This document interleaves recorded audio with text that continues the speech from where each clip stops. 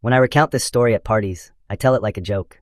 I play up the great cosmic justice of it all, framing the moment my car came to a stop as a kind of cheesy punchline. In reality, the events of that night remain the most harrowing of my entire life. It was 2014, and I was a senior in high school. At the time, I lived in Central Texas, but my brother was in school in Colorado. Since he was graduating soon and I hadn't yet visited, I decided to drive out to him when our spring breaks aligned. The only issue was that I technically wasn't supposed to be driving. Believe it or not, despite being a dumbass 18-year-old who liked to drive fast, I'd never had a traffic violation. Never even gotten a parking ticket. I did, unfortunately, get caught drinking with my buddies a week prior to the drive. My license was suspended for 30 days, but I didn't let that stop me. I was going to see my brother one way or another, so I left late in the day, chugged Red Bulls to stay alert, and stuck to the back roads as much as possible. It added a few hours to my trip, but it allowed me to avoid state troopers for the most part. By midnight, I felt like I was in the Australian outback. I had taken road trips through my state before, but this particular route was something else. Nothing but scrub brush and signs too weather-beaten to read.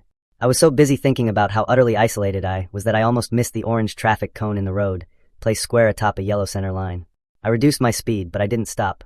I was confident that there was no work being done on the road. I had checked the maps, and there would have been more signage. Since I knew there was no construction in the area, I found the placement of the cone a little odd.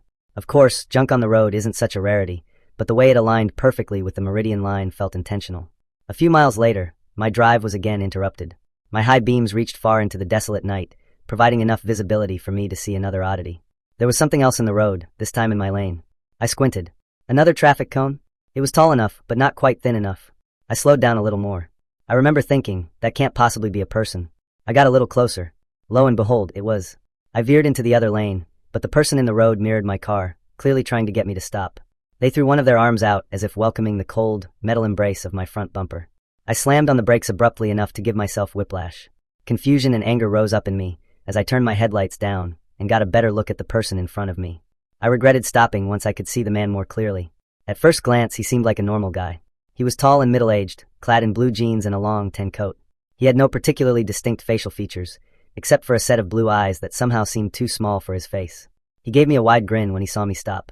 I guess he could have just been relieved, but I couldn't give him the benefit of the doubt due to what he was holding.